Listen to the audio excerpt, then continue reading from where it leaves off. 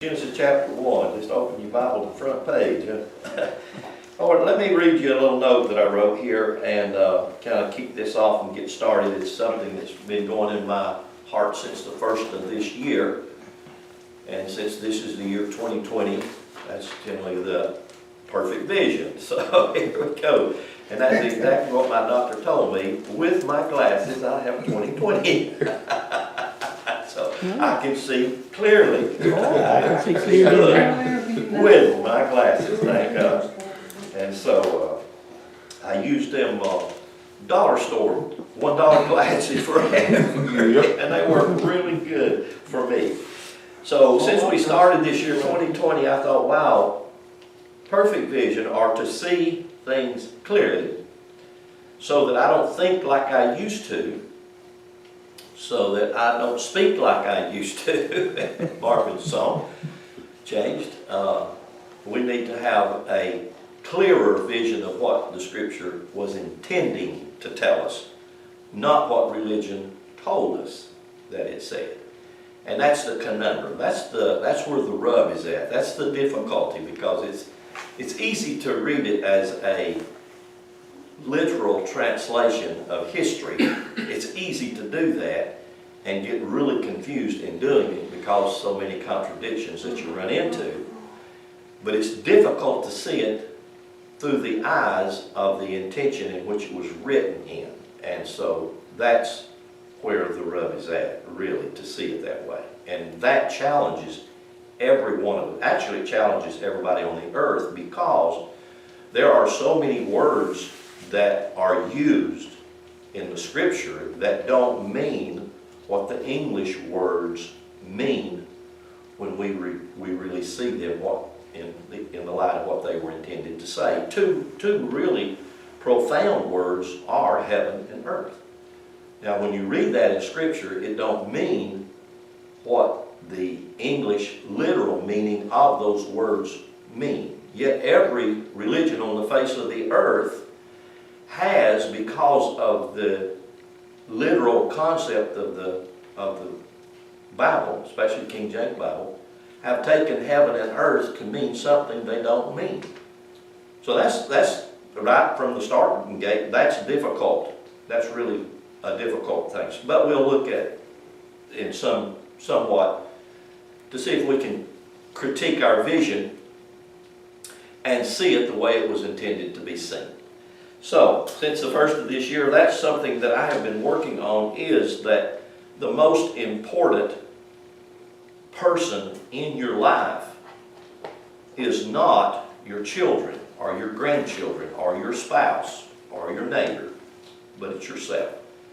And many times that's the one we always look after last. I know I've been very guilty of that myself. But I think that's from the idea that we think, well, if I'm going to serve humanity, well, I am humanity myself. And if I don't serve myself first, I won't be able to do anything really for humanity. So that's the reason that we're here. And so I wrote this little note. We are not here on the earth. We're not here in this dimension to war, to fight, to battle, and to struggle. And I'm going to look at this word struggle because I caught myself. I've been trying to catch myself. I used to use it quite often. I'm struggling with this, or I'm in this struggle or that struggle, da-da-da-da-da. You know, that's a metaphor to say, well, I'm working on this problem, or I'm working on this issue, or I'm working on this thing, you know. And so I use that word struggle. I don't know if you use it that way or not, but I did. I'm trying to critique and correct myself from doing that. The word struggle is in the Bible one time, but it don't mean what you and I mean when we use the word struggle. It's only in the Bible one time, and it doesn't mean at all what we think it means.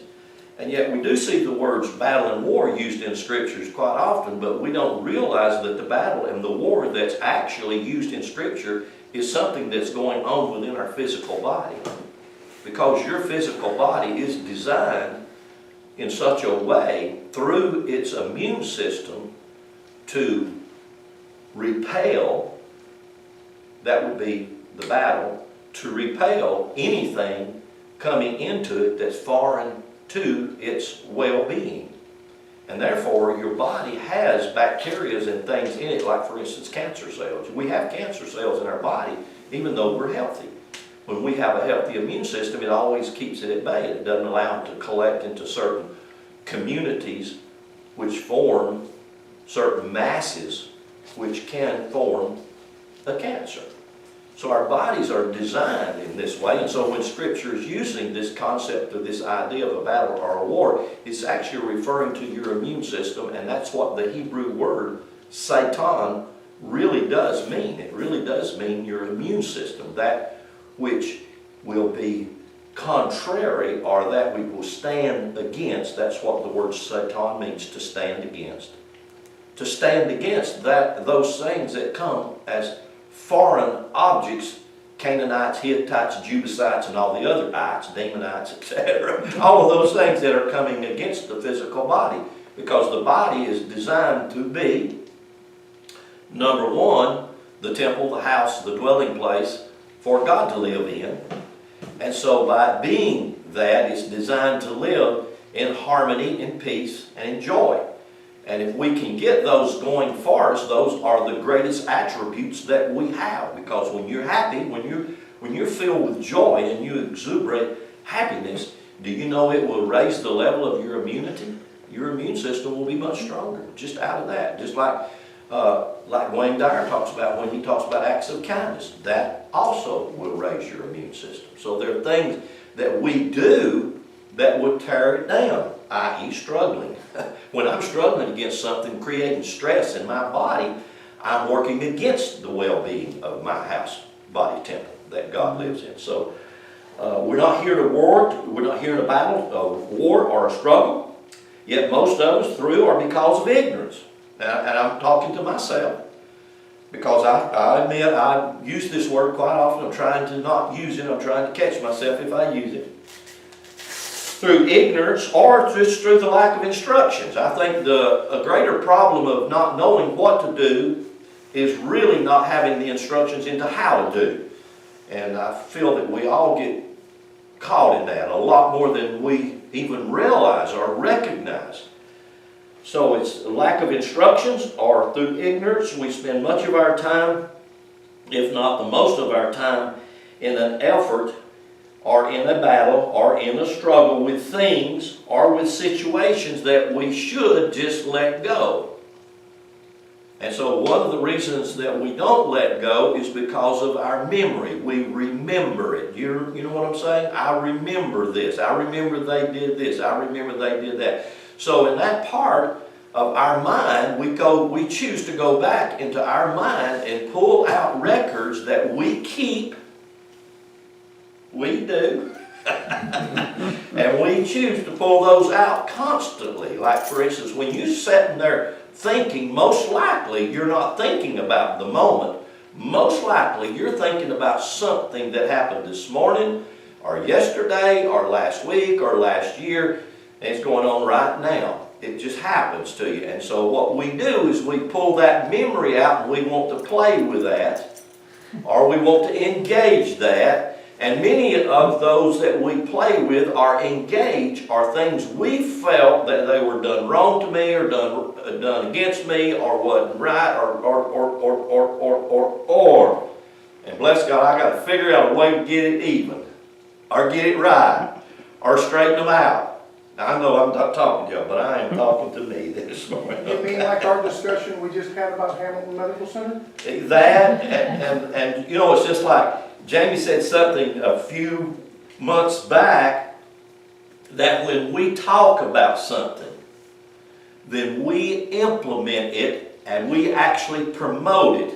And we do that out of ignorance, just like they're doing with across the nation with this stupid virus. If they would attack that and not humanity, not everybody else, if they would just go after that and quit putting the focus on, hey, y'all might get it, you know. And then what do? You oh God, I might. And so you entertain the thought. Then you store that in your memory bank, don't you? Didn't we? Yeah. And then we pull it back out and we play with it, we talk about it. And we have to realize it's just like when talking about it, we are creating it. Because our words are seeds, right? We'd rather not think like that, okay? Right? Right. So I want to read you something that I wrote in this book about Carlos Soares. This is one of my favorite books, I guess I could say that. And this is something that Carlo wrote. Well, let me read you. This is something I wrote when I was provoked by something he said, and I don't remember exactly what he was talking about. I remember, I don't remember exactly where in here that he talked about it, but he talked about life being a game. Now, we're sports-oriented people. Most everybody in America are sports-oriented, whether it's basketball, football, golf, or you name it, soccer, etc. And the world is pretty much sports-oriented. I think the world is more sports-oriented towards soccer in all the other nations of the world than in America, and they call it football, which we call it soccer. And over here, we call football chasing that little oblong ball, putting two big old guys out there killing each other. And but anyway, so it's a game. Now, if we don't know how to play the game, and a lot of people don't know how to play the game of football, right? I mean, they really are. A lot of people, a lot of ladies sit down and don't know for sure how to play it. And a lot of ladies can actually play it better than men. They have figured a strategy out, I will say. So life is a game. Now, if we don't know how to play the game of life, we'll wind up in a battle thinking that we're doing something, battling, and tearing down something that's coming against us, not knowing that actually it's a game and I just don't know where to move next or what to do in this game, whether I'm supposed to step right or left or press straight on or whatever. So I wrote these notes. I said, life is meant to be a game that we play. The movement in life is a dance. And when we aren't playing or dancing, then we enter into struggle or we enter into war. The deception we face or the struggle that we are in is because we do not know how to play the game, and then the battle or the war we get caught in is we don't know the steps of the dance. So I wrote those little notes because that's what provoked me. And I want to read you, this is what Carlos Soares, this book is about the Hebrew alphabet, by the way. It's called the Cipher of Genesis. It's about the Hebrew alphabet, and this is basically what, in this book is what intrigued me to memorize the Hebrew alphabet and to learn each one of the glyphs as a code or a formula of energy, because that's what they are. So if I put a picture of a Hebrew glyph on the board, it is a picture of energy. It would be like putting something on the board in, like H2O. If I put H2O on the board, you would know what that means, right? Water. Exactly, water. The mixture of hydrogen and oxygen.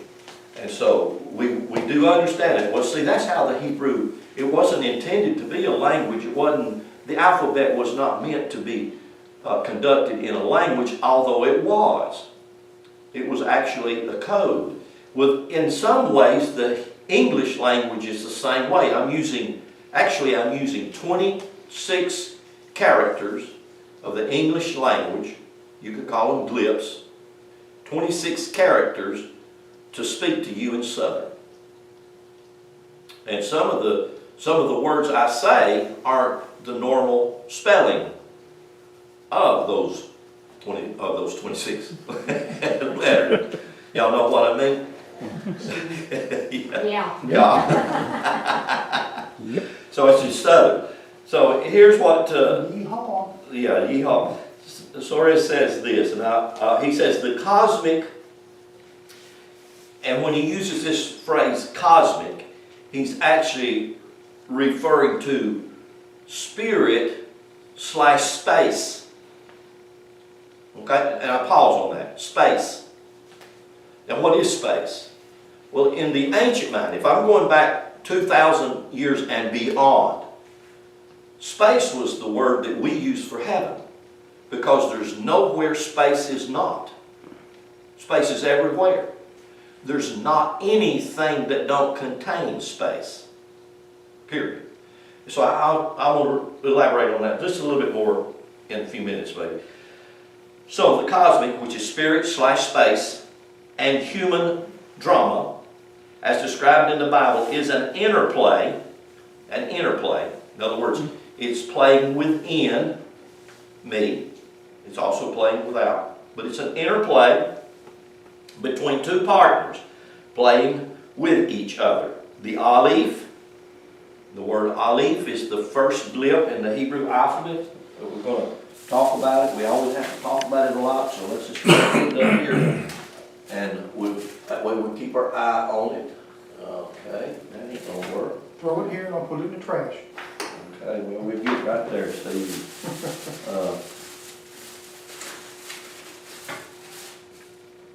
Let's try this one. All right, yeah, that one's going to work for me. The Aleph and the Yod. Now, the Yod, you remember when Jesus used the phrase jot and tittle? Y'all remember the word when Jesus used the phrase jot? That's the smallest blip in the Hebrew alphabet. That's what he was referring to. The jot and the tittle, the cross. So this is called the Yod. The Aleph is in Hebrew value is number 1, and the Yod in Hebrew value is number 10. And number 10 is number 1, and number 1 is number 10. And they have that interplay with each other. Okay? Because if you reduce 10 to its lowest denominator, that's what you get. 1. So you see so when you see the Aleph, you can see the Yod, or you see the Yod, you see the Aleph, because they contain each other. But each one of them individually represents different facets or aspects of energy. Okay? And so, having a clearer 2020 understanding of who you are, of yourself, of me, having a clearer understanding of that, and to realize you're the most important person that there is. Getting to know you better is the greatest thing you'll ever do for yourself.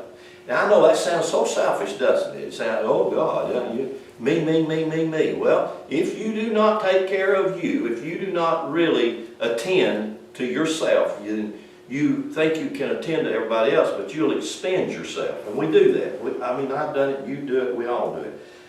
So, Aleph, he says Aleph, that's the number 1. And what this has in it, it has this, I use these phrases, that and that. Now what is that?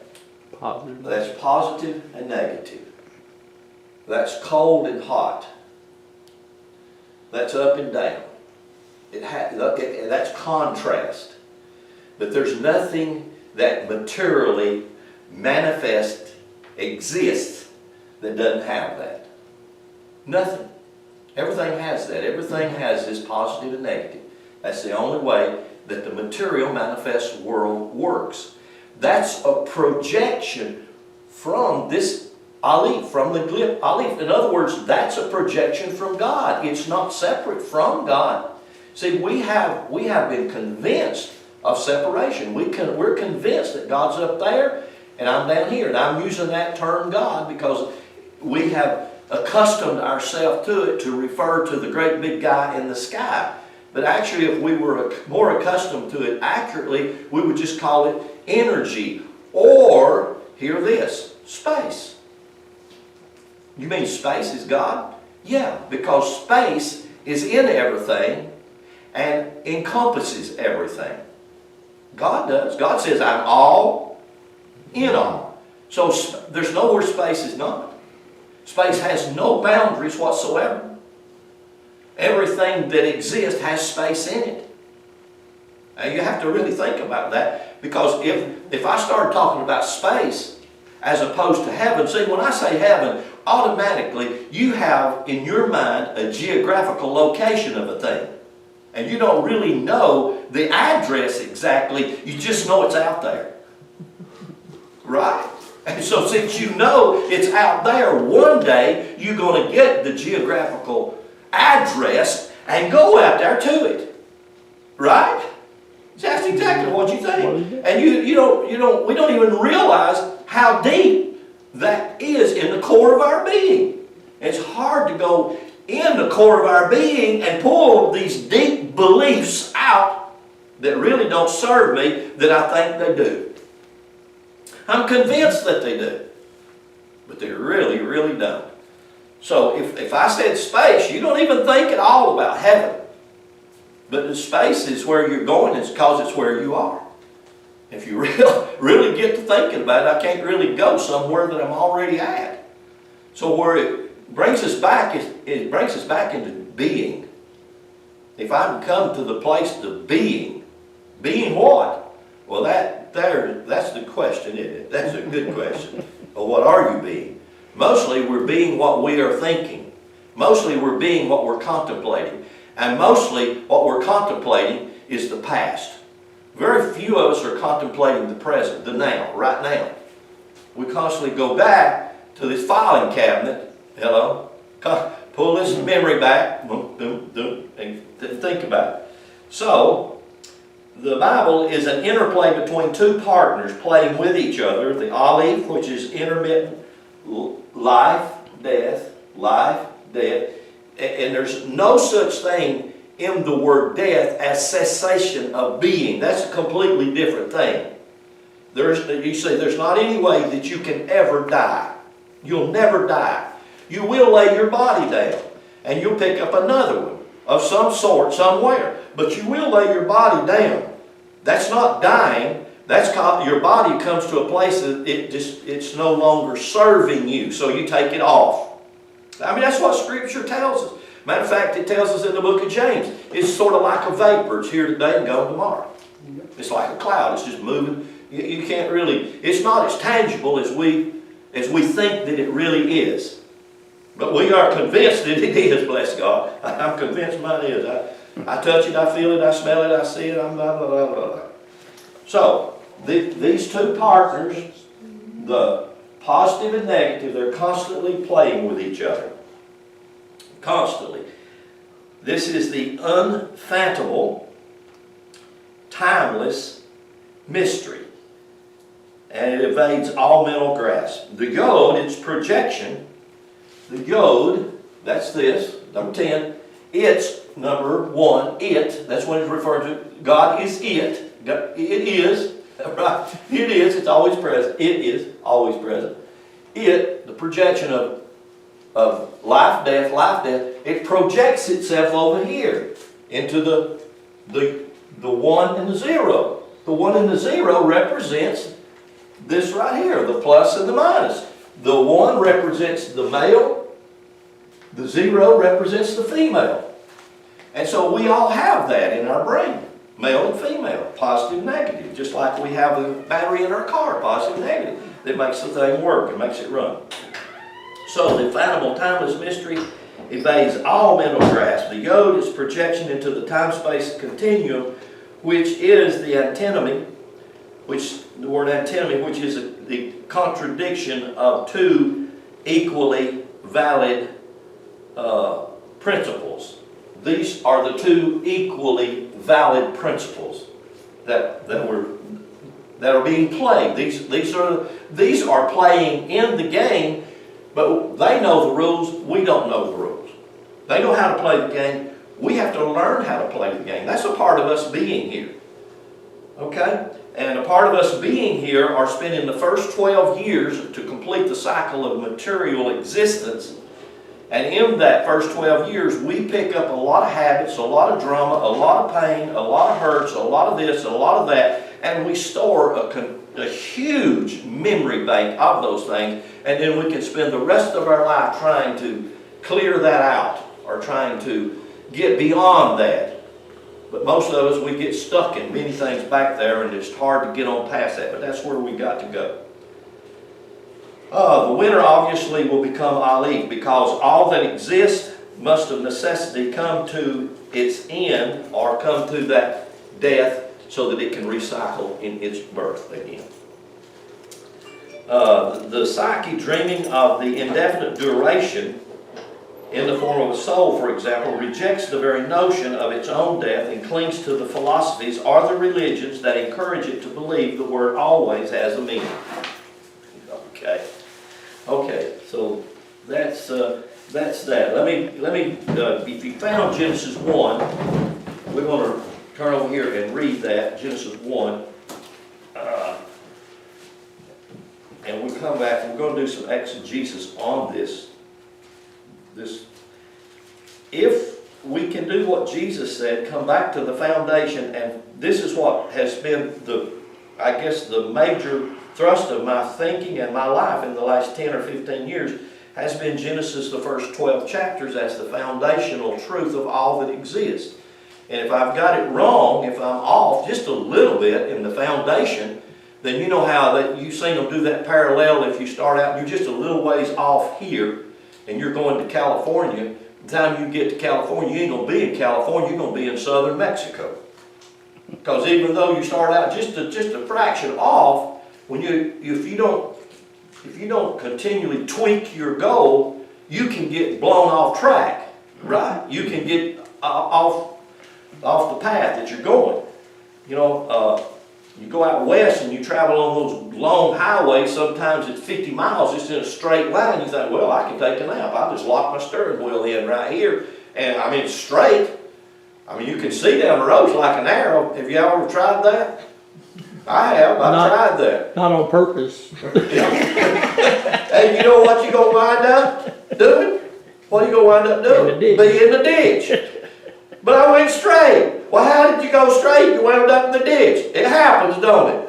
It's sort of like that guy when he put that sticker on there, on the window, stuff happens. I don't know how I got off. I was going straight. I mean, honestly, y'all, I had that thing locked in. No, when you're in this dimension, with this dimension of cold and hot, you might be locked in, but this dimension has a whole other agenda that will blow you off track, or it will lead you off track, or it will tilt you off track, or it will pull you off track, because it's designed to be that way. And that's not right or wrong. It's something that you and I, if we stay in tune to who we really are, we'll tweak it and get it back on track. So I know that even though this English translation is the way it is, and it upsets us a lot, I know that it does me also, but let's just read. I want to read the first 8 verses. In the beginning, God created the heaven and the earth, and the earth was without form and void, and darkness was upon the face of the deep, and the Spirit of God moved. See, if we could learn the codes of all of these words, then this would make tremendous sense if we could see it through the eyes of the Spirit. If we could see it through the eyes of the code and the formula in which it contains, it makes tremendous sense. But the way we read it, it really don't make as much sense as we think it is. Like for instance in verse 3 you have light, but you don't have a sun yet. There's no sun created. So is this sun, and it says that this sun is light, so is this light the sun, or is it not the sun? Because the sun don't even come into the picture until verse 14, 15, and 16. Then we come to the sun, S-U-N. So in Genesis 3, when you have light, L-I-G-H-T, does that light part? Well, see, that's a conundrum. It's not a contradiction. It really is not a contradiction. When we see it in light of the code, I'm just giving you that as just to throw that out so you can think about it. Verse 2, and the earth was without form and void, darkness was upon the face of the deep, the Spirit of God moved on the face of the waters. Verse 3, and God said, let there be light, and there was light, and God saw the light, it was good, and God divided the light from the darkness, and God called the light day, and the darkness he called night, and the evening and the morning were the first day. And God said, let there be a firmament in the midst of the waters, and let it divide the waters from the waters. And God made the firmament, and divided the waters which were under the firmament from the waters which were above the firmament, and it was so, and God called the firmament heaven. Now, you see, verse 1 through 8 is a greater expansion of verse 1. I mean, and everything that's said there in 1 through 8 is an expansion of verse 1. It's a building on. But if we don't understand heaven and earth, if we don't understand in the beginning, if we don't understand bara, created, we really won't understand all that said. Now, we read that and we draw a conclusion by reading it literally. And that conclusion, I'm sorry to say, is wrong. It's a false conclusion. It's a false concept and idea that we draw from reading it and putting our literal interpretation upon that. So let me read you something from this little book. This is a book by Deepak Chopra, and it's called The Healing Self. It's one of his newer books that he wrote, and he did a tremendous talk at the Nazarene University last year about this book. And I highly recommend that little talk he did. It's probably a little over an hour. You can actually find it on YouTube, and I think it's Deepak Chopra at the Nazarene something or another. And he sits down and he talks with the oh gosh, what's the word for a person who's over a college? The dean. Dean. Yeah, he talks to the dean of that Nazarene College. Tremendous conversation between the two. It's a setup, really good. But anyway, if you have a chance to go on YouTube and listen to that, it's really good. So this is from this little book, but I just want to read it to you. It's a major step to realize that body and mind should be considered body-mind. Body-mind. One word.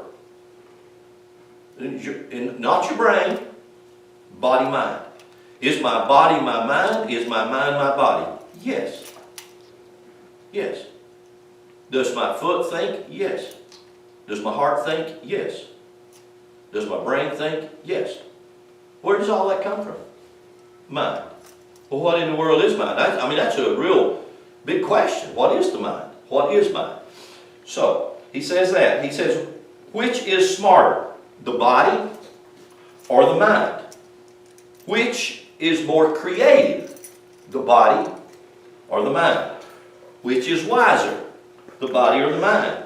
Which are you prouder of right now, your body or your mind? He goes on and he says, the intelligence of the body is millions of years older and far deeper than the mind. I'm sure probably most of us would have picked mind. Yeah. Mm-hmm.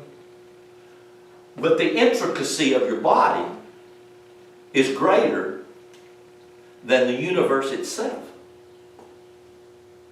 I mean, you have heard this is an old Kabbalistic phrase, as above, so below, as without, so within. In other words, that a part of that is your body is a microcosm of the huge macrocosm. Your body is. So is your body that intrinsic? Is your body that intelligent? Absolutely. But we don't give it that kind of credit. We don't even give it any credit at all. We just feed it whatever it wants.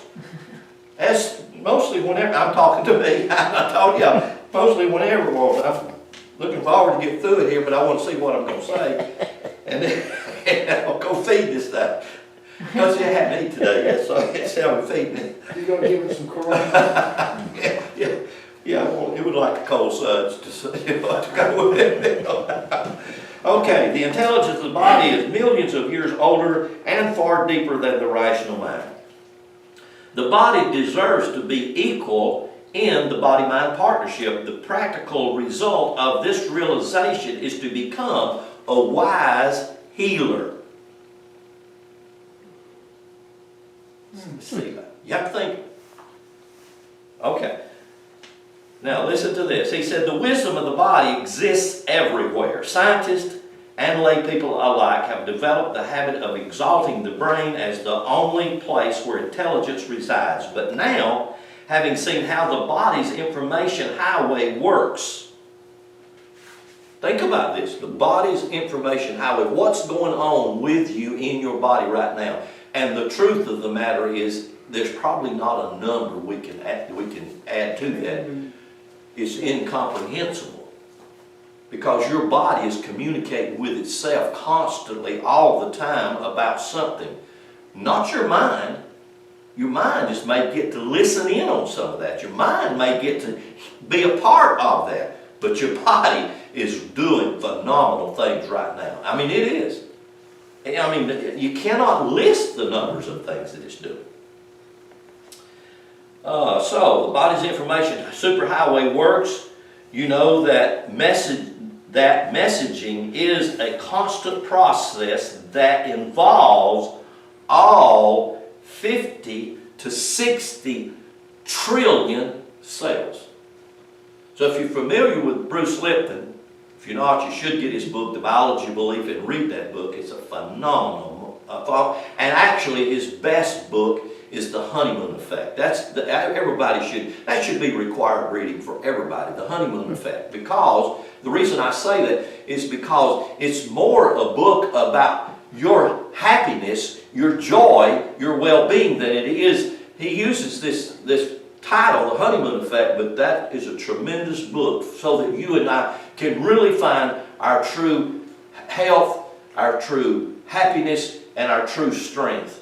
And I think everybody really wants that. So listen to what he says. He said it's a constant process that involves all 50 to 60 trillion cells. And I did say trillion.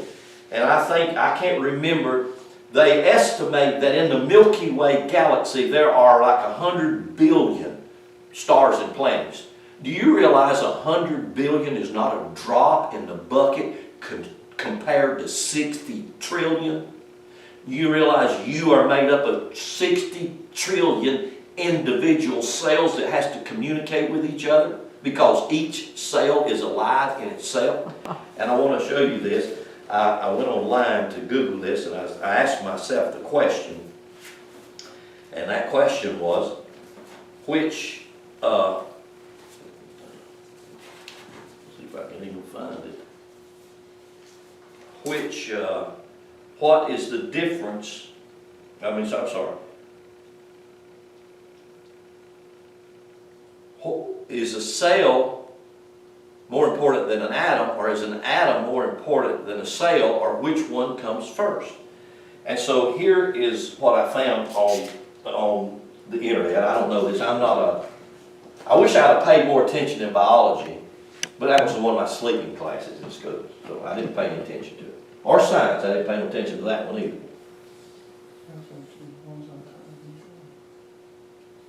Yeah, y'all seen that enough that y'all have a general idea of what that is, don't you? Huh? Do y'all have a general idea of what that is? That's a cell, right? That's a cell. And so actually atoms are the smallest unit into which matter can be divided. And so this is kind of what it looks like in a picture. And so you have protons, neutrons, and electrons. But the protons, the neutrons, and the electrons, now this is what your cells look like. You got 60 trillion of these things going on inside your body. 99% of a cell is empty space.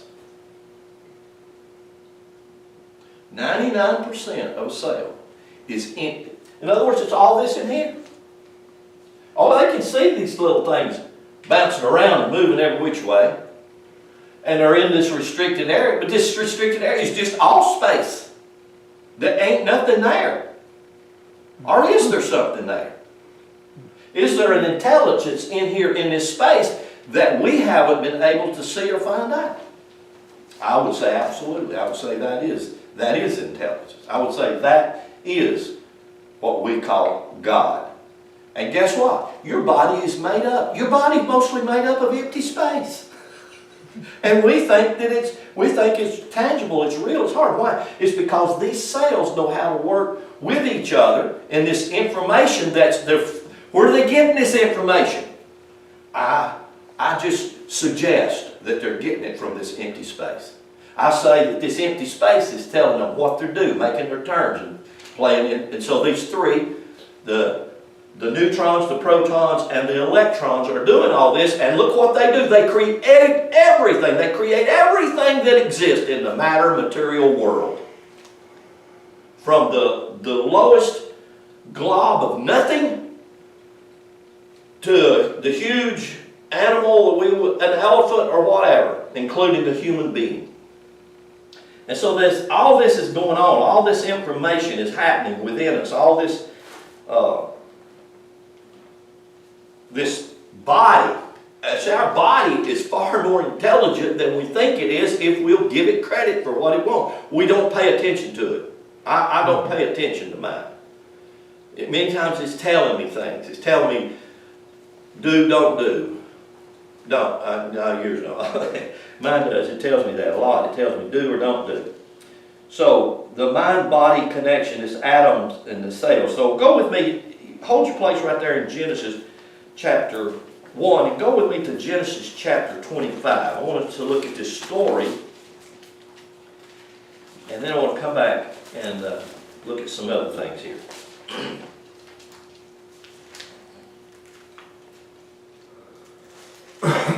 Genesis chapter 25.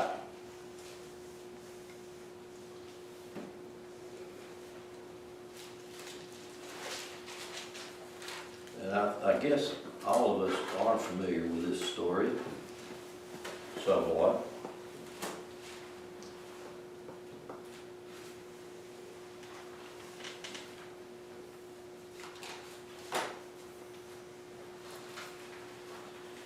Okay, let's start with verse 21. Genesis chapter 25, let's start with verse 21. Everybody there? It says, and Isaac entreated the Lord for his wife because she was barren, and the Lord entreated him, and Rebekah his wife conceived. And the children struggled. Right there it is. Remember I told you early on there's only one place in the entire Bible that the word struggle is there, and I told you that's one of the words I'm trying to get away from. And the reason I'm trying to get away from it is because I am embracing this idea, and that's, for me, that's exactly what it is. This idea that actually life is meant to be a game that's meant to be played, and actually in playing this game is like being on a dance floor and learning the moves of the dance. And I can see that. For me, I can see that so clearly. So that if I don't know the moves of the dance and all this empty space is the leader in the dance, and I don't know how to move, I'm moving left when it's moving right, I create a disharmony. You see what I'm saying? I'm going to create a disharmony. Well, who gets the results of that disharmony? My body does.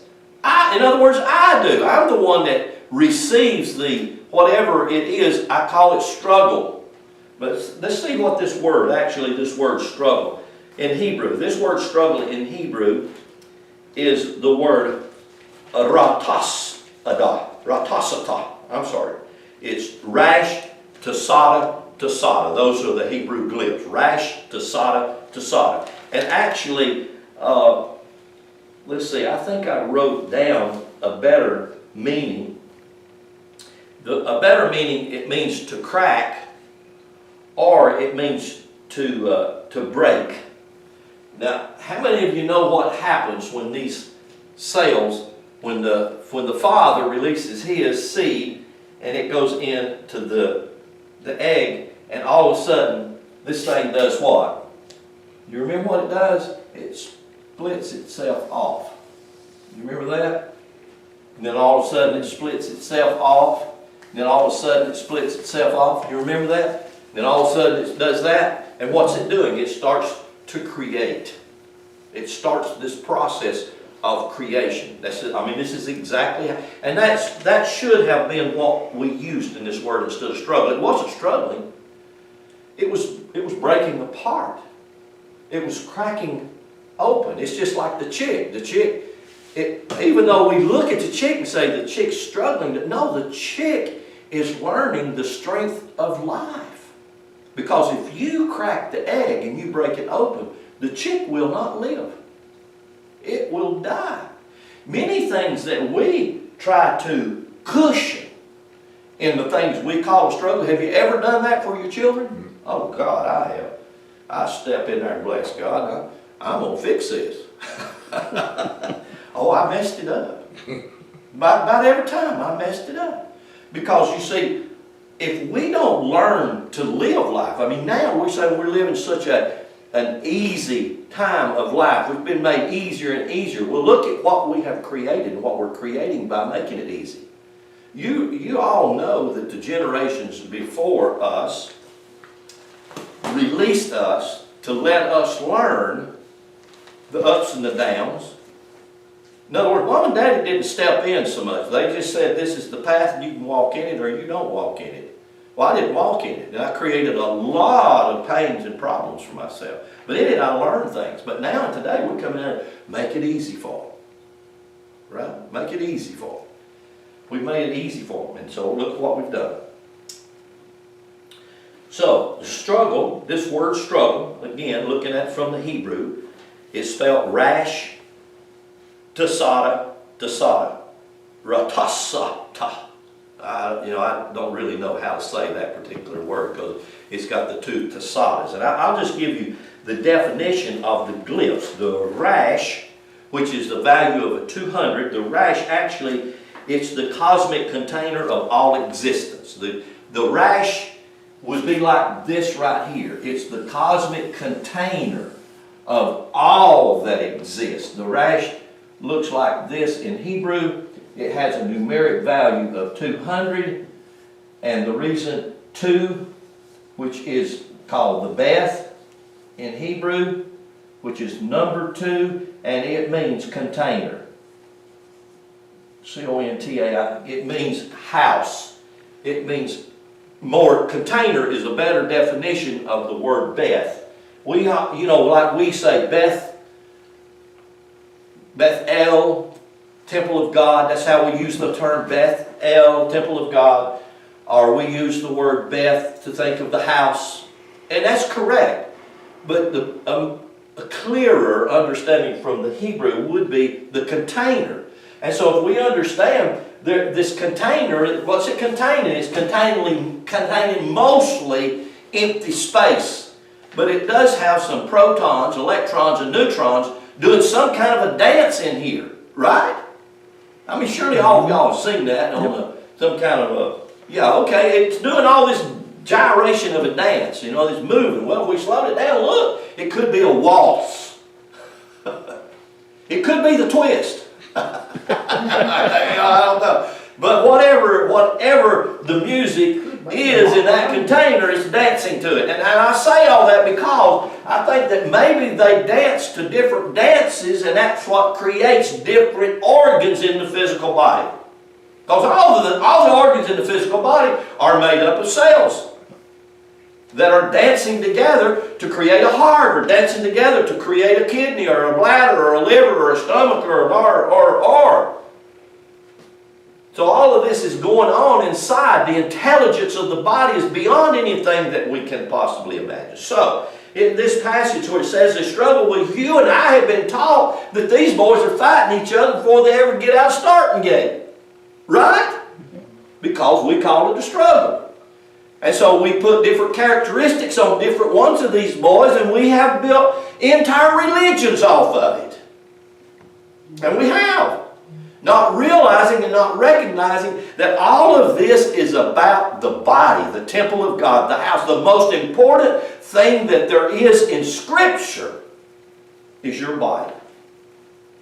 All right, look what it says here. It says, "And struggled together with her, and she said, If it be so, why am I thus? And he went to inquire of the Lord. And the Lord said unto her," verse 23, "There's 2 nations in your womb, 2 manner of people shall be separated from your bowels, and the one people shall be stronger than the other people, and the older will serve the younger. And when her days to be delivered were fulfilled, behold, there were twins in her womb, and the first." Now when you see this word first, this is the Hebrew word rashit. And let me put that word up here. It's that glip, the rash, right here. It's that glip. And this glip also, rash, refers to fire. God is a what? Consuming fire. And you see the rash is in front, and these glips, they fall. This one projects itself onto the next glip.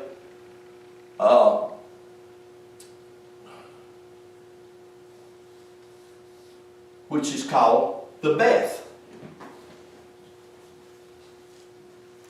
So this glip, Aleph, projects itself onto the Beth. The Beth projects itself right on sequentially all the way through to the final 27th glip. So you have the major 22 and then 5 finals. So each one of these projects himself forward.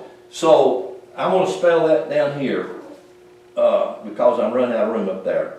Rash, Aleph, Sheen, Wav, Tov. Now this is the word first. That's the word first. Rashit. Can y'all say that? Rashit. That's good. That sounds good. Southern Hebrew. Rashit. Y'all. That's first. Now, just like this child come out first, and that means the other child come out second. Correct? Yes. So that's how that word is used all through Scripture. First. That's Rashit. So if you're in a race and you cross the finish line first, that's Rashit. Rashit is the word for first in English. Now, I know that I'll say this, but this should just, to me, it should just grab you. It should just speak volumes to you. Look at Genesis 1. Now, verse 3. It says, and God said, let there be light, and there was light. Inside this cell, electron. What do you think that is? Electron. Light. It's light. And in here you have a proton. And in here you have a neutron. Now if you can hear this, I want you to hear this because we're talking about building blocks in Genesis chapter 1 to build the house. I mean, what else would God start with? Right? What else would God begin to build with? And so I want you to see this because remember this word Rashit means first. Well, look, holding your finger right here in verse 3 when it says, and God said, let there be light. Look back at verse 1. Verse 1. And that verse 1 says, in the beginning, right? In the beginning. That one word, in the beginning, is this right here. I can just put this glip, Beth, house, container, Beth Rashit. Beth Rashit. And that's Genesis 1:1, Beth Rashit. And this better understood because it's referring to the house, the temple, the first building block. So it's actually referring to the body. The body is the first building block of God's creative aspect. Everything that God creates is right here, Beth Rashit. First. Okay, now watch this. This is tricky, but you watch it and I think you'll grab it. So God said, verse 3, let there be light, and there was light, and God saw the light that it was good, and God divided the light from the darkness, and God called. Now watch what God does right here. God called. God's calling. This is not something God did, this is something God does. So in some respects, the word call is misleading because it sounds like something God did back there. So and of course the authors, the translators, are continually wanting to project God of doing something back then. What does that mean? It means God's not doing it now. You can't project God back there. You can't project God out yonder. God is. What God did do, God does do. There's never a place or never a time that God's not doing what God does. Because God does constantly do. God never called anything. God's calling everything what it is. Right now, God's calling forth right now through you and me. So it's not a past tense thing. These past tense and future tense concepts and ideas are the very tools that religion uses to divide you and me from each other and from our source, which is space. If you can realize there's more space in you than there are anything else. And that is the truth. I know it sounds so contrary, sounds so contradictory. But what in the world is that space? Well, I'm going to suggest to you that that space is what God is. That space is filled with intelligence. That space is filled with the knowing of all that is. All that ever can be. All that ever will be. Is just laying right there before you and me. And notice it said, and God called. Not called, but God calls. God's naming something. God is, when you see this and God's naming something, and God names the light. What does God name the light? He names the light day. So what is the word light? The word light is or. The word day is yom. But the word yom don't mean day. The word yom means facets of life. L-I-F-E. So the first building block we're talking about here are facets of life. L-I-F-E. Not days consecutively. There's just no such thing. But life, and that's what you and that's what I'm referring to when I'm talking about you learning and me learning to put myself as a priority on my list so that I can attend to the things that I need to attend to about myself. And when I fill myself with this joy, this strength of God, this life, L-I-F-E, of God, I will be happy, I will be strong, and I will be healthy. And that should be my priority. Yep.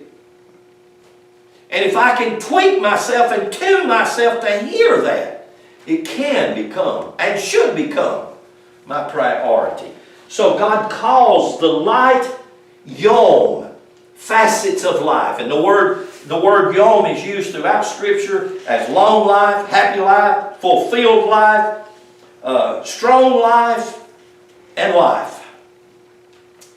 And it got translated for the word day. I think that right there is one of the greatest errors of the mistranslation of understanding, first off, the Scriptures. Because first off, we are not talking about 6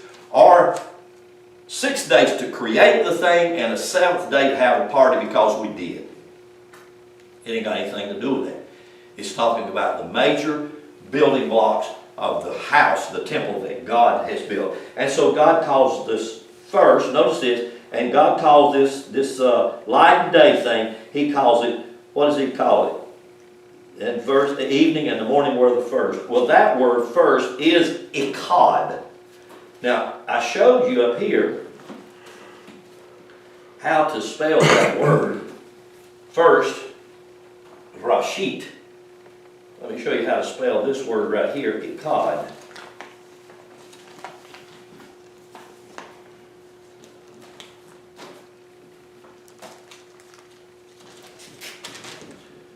This is Echad. Alif.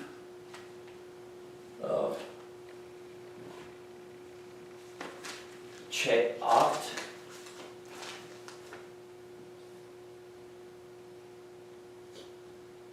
Dalit.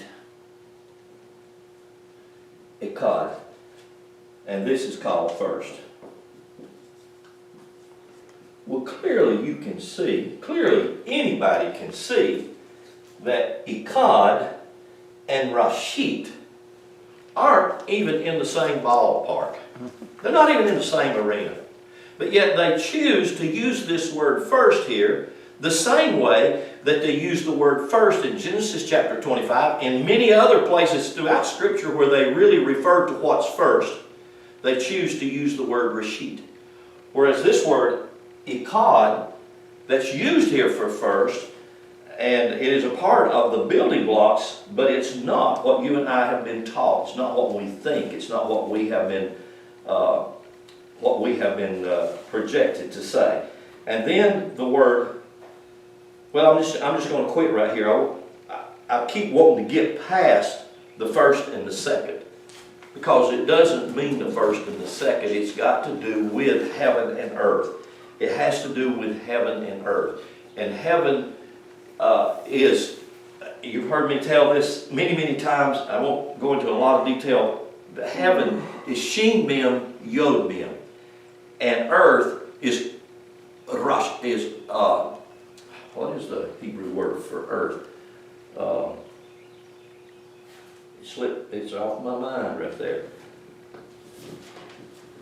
I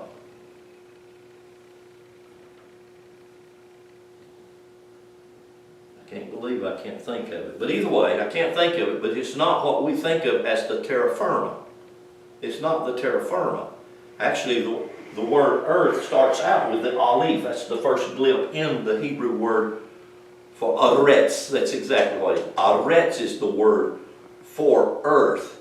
And it's spelled with the aleph, the rash, the sheen, and the tasada, aretz. And so when we look at that word, we realize that the word heaven is spelled Shin Mem Yod, Yod, here, Yod, Mem. So heaven is Shin Mem Yod, that's manifestation, Mem. And earth is Aretz, Aleph. So actually those two words, Eretz and Shamayim, are the dance between the Aleph and the Yod. And so we realize that that's a dance between you and your higher intelligence, i.e. God. But we can tune that in and we can tweak that. We begin to realize we are heaven and earth. We're not going there. We already are. We're being that. And that's what this is all about. This is about this dance between those two blips. And they're just so woven in these different formulas that we call words. And so we want to just take the time and unravel it and find out what's first and what's second and what's this and what's that and what's not and what is. Can I play y'all a